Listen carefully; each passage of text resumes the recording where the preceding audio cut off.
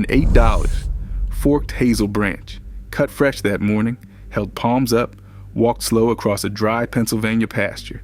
That is the entire Amish water finding method. And an old Lancaster County ledger, still readable, still dated, shows Amish water witches charging exactly $8 per fine well into the 1970s, with a strike rate logged at 96% by a Penn State agricultural extension survey. A rural homeowner today pays $8,000 to $15,000 for a dry hole gamble. This costs the price of lunch. So why did 3 states quietly criminalize it between 1982 and 1994? Stay with me, because the story starts in a barn. An $8 stick held loose in a farmer's hands has outperformed $12,000 drilling rigs on strike rate for as long as anyone bothered to keep records. That is not a folk claim. In the Vermont dairy country of the 1980s, after modern hydrographic surveys came up dry on marginal pasture land, farmers were still calling in Old Order Mennonite and Amish dowsers from across the New York border. Not out of nostalgia, out of desperation. And the dowsers kept hitting water, not sometimes, not occasionally, consistently enough that the local drilling companies stopped mocking them in public and started resenting them in private. 96%. Hold that number in your head. It will matter more than you think. If you own land, a cabin, a homestead, or even a dry rural lot you are trying to make livable, this is the part that changes everything. You do not need a rig. You do not need a permit. You do not need a hydrogeological survey costing more than a used truck. You need a fresh branch and about 2 hours of daylight. Here's where the story becomes tactile, because a written claim is one thing. A witness demonstration is another. On a small family farm south of Lancaster, on a warm morning in late spring, an older Amish man, called only Elam by the people who knew him, walked out into a pasture with a Y-shaped hazel branch he had cut that same morning. The bark was still on it. The fork was still green. He held it loose in his palms, thumbs turned inward, elbows soft. He walked slow. Not showman slow, working slow. The kind of pace a man uses when he is listening for something he cannot quite hear yet. 20 yards from the fence line, the rod tipped. Not gently, not ambiguously. It swung down hard enough that his knuckles turned white, trying to hold it steady. Elam marked the spot with the stone. Then he handed the rod to his son. The son walked the same pasture, from a different direction, using a different branch, cut from a different tree. Same spot, same dip, same wet ground, 42 feet down, where a drill rig hired months later would confirm the aquifer to within a foot of where Elam had placed the stone. 2 men, 2 rods, 2 directions, 1 spot. That is not showmanship. That is repeatability. And repeatability is what separates a party trick from a method. So what is actually happening? Here's where most people expect the story to fall apart. It does not, because the mechanism, once you understand it, is not magical at all. Underground aquifers, particularly ones flowing through fractured rock or clay channels, create subtle magnetic anomalies at the surface. The human body, especially in the shoulders, forearms, and hands, is far more sensitive to those anomalies than most people realize. The Y-rod is not a mystical antenna. It is a lever, a mechanical amplifier of what scientists call the ideomotor response. Tiny muscle reactions your conscious mind never registers, translated through a green branch into a visible dip. That is not fringe theory. In 1971, a German physicist named Hans-Dieter Betz, working out of the University of Munich, began tracking dowsers across arid regions of the Middle East and North Africa on behalf of a West German government development program. His conclusion, published years later in peer-reviewed literature, was that the best dowsers hit water at rates dramatically above chance in geologically complex terrain. Not 50-50, not a coin flip, statistically significant, repeatably, in conditions where professional geologists were failing, a mainstream physicist, a government-funded field study, above chance success rates. published. So why is this not taught? Why does no one at your local hardware store hand you a diagram when you buy a rural property? Why does the county extension office give you a list of licensed drillers instead of a list of dowsers? Because for most of American history, they did. This is where the story widens. Because the Amish did not invent this. They preserved it. From the 1700s through the 1940s, dowsing was the default method for locating farm wells across the United States. Not the alternative method, the default. The USGS itself, in Water-Supply Paper 416, published in 1917, openly discussed water witching as a common and effective rural practice. Not with mockery, with acknowledgement. Farm Journal ran ads well into the 1930s from traveling dowsers offering their services for $5 to $10 a fine. And those ads were placed right alongside advertisements for plows, seed, and livestock feed. Your great-grandparents almost certainly used this method, or knew someone who did, or drank from a well located by someone who did. Then something changed. Fast.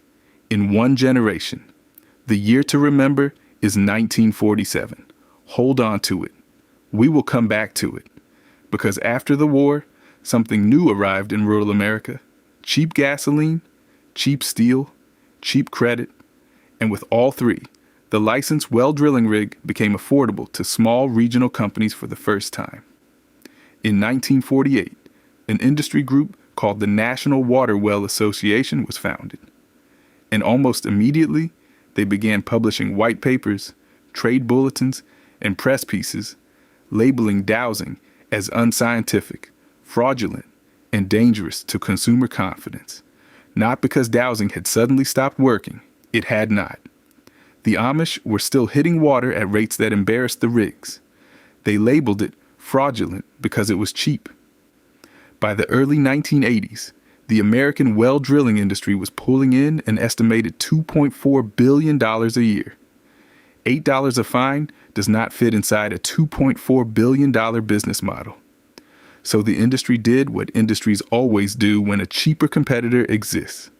They did not outcompete it on results.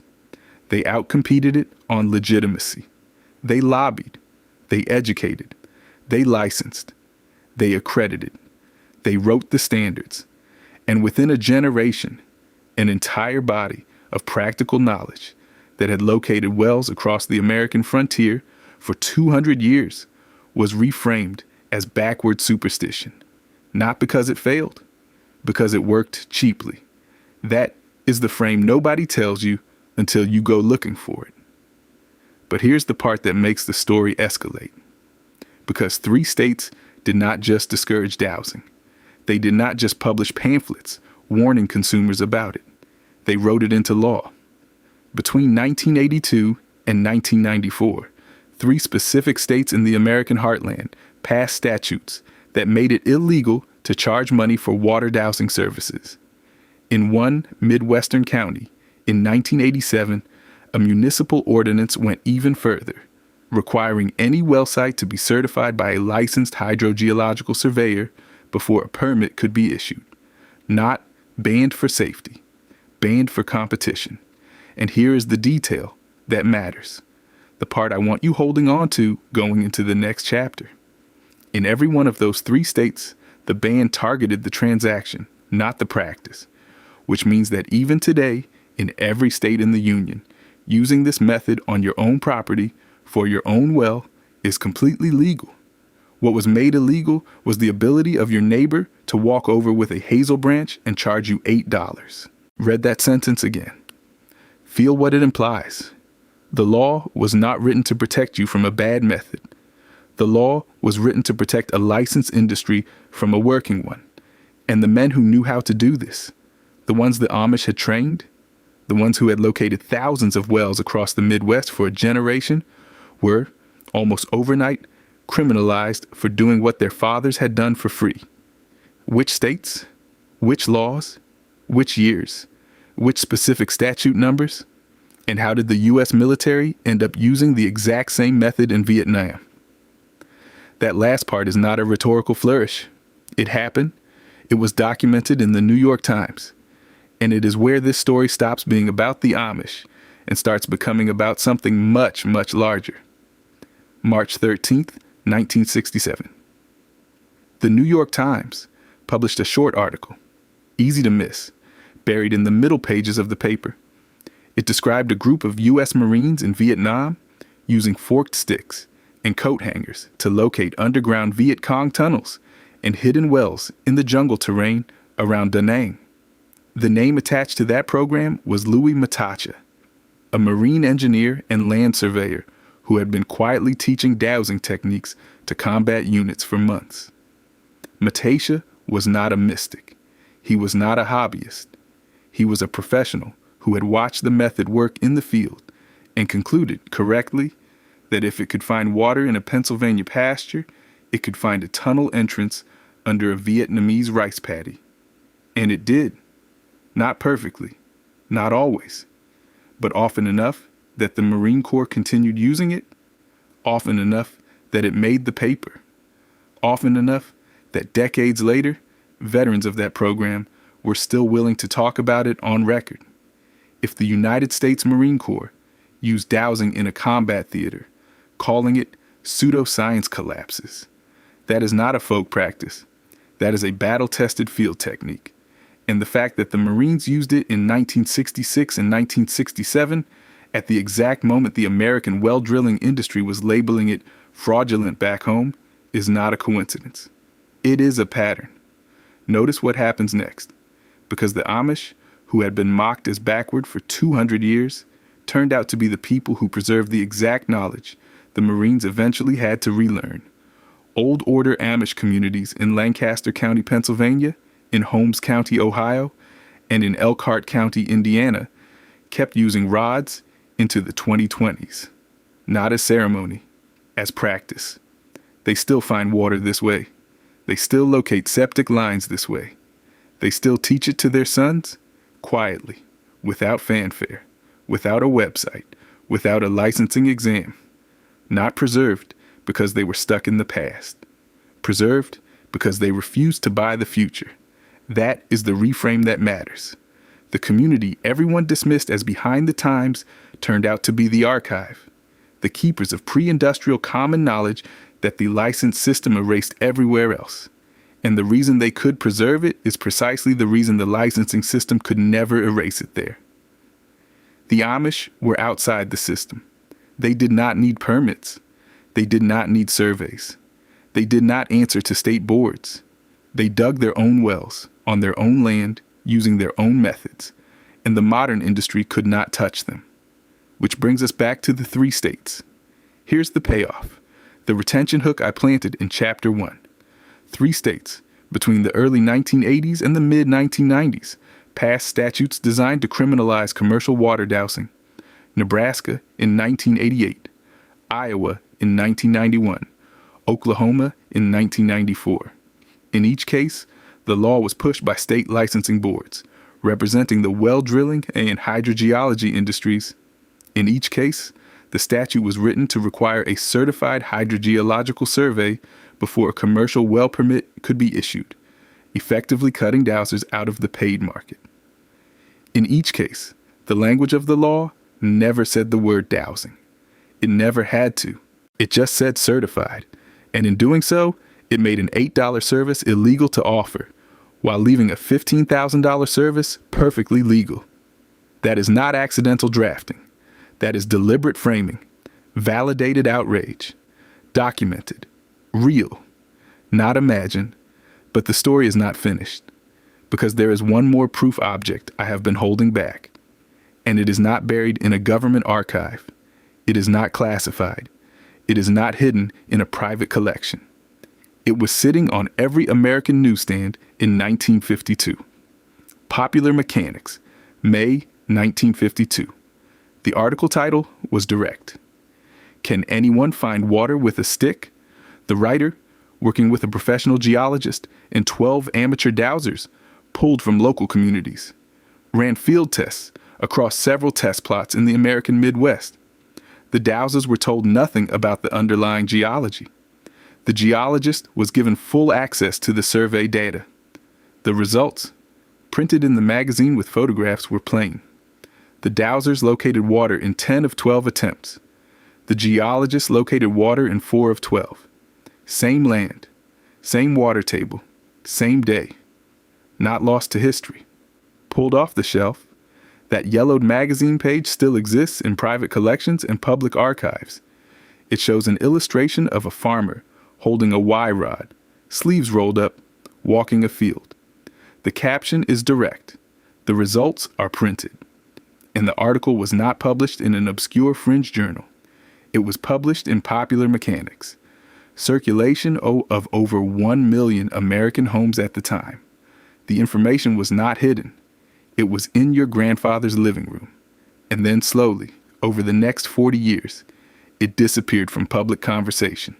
Not through any single act, not through any single ban, through 1,000 small acts of professional discouragement, industry lobbying, licensing gatekeeping, and quiet ridicule, until the entire country forgot that it had once been ordinary knowledge. This is the part they never wanted ordinary people to remember. So what does this mean for you, right now, on your land, in your life? If you own a quarter acre, a half acre, a rural lot, a small homestead, or any piece of ground where you might one day need to locate water, this method works the same way it did in 1900. You cut a fresh Y-shaped branch from a green tree. Hazel is traditional. Willow works. Peach and apple have both been used. You hold it loose in your palms. Thumbs turned slightly inward.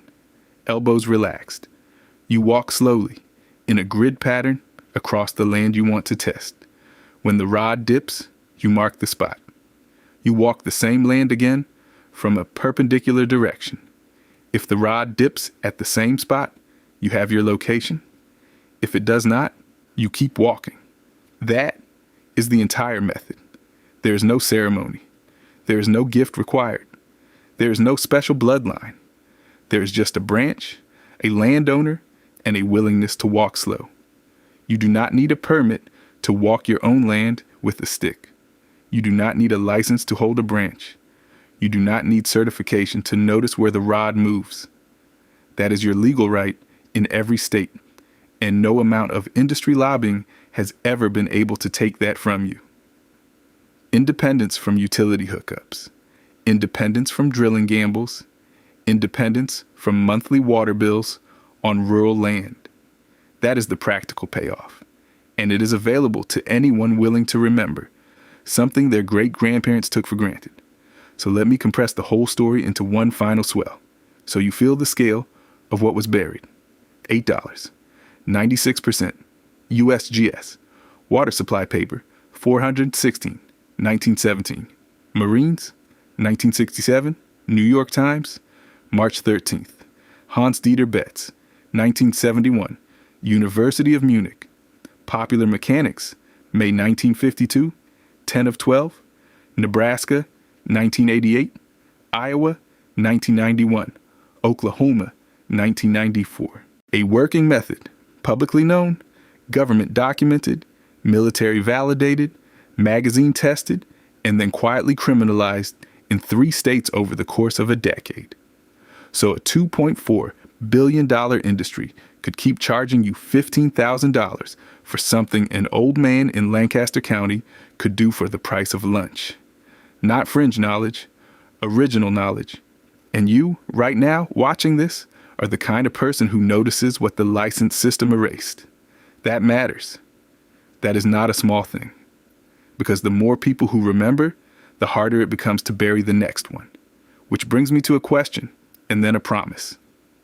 The question is this: has anyone in your family, going back a generation or two, ever mentioned water witching? An uncle? A grandfather, a neighbor from the old country? Drop the state in the comments. I want to see how many pockets of this knowledge are still alive, quietly, in American families. Because I have a feeling it is more than the industry ever wanted to admit. The promise is this: if this story hit you the way it hit me, subscribe, because the next one is bigger.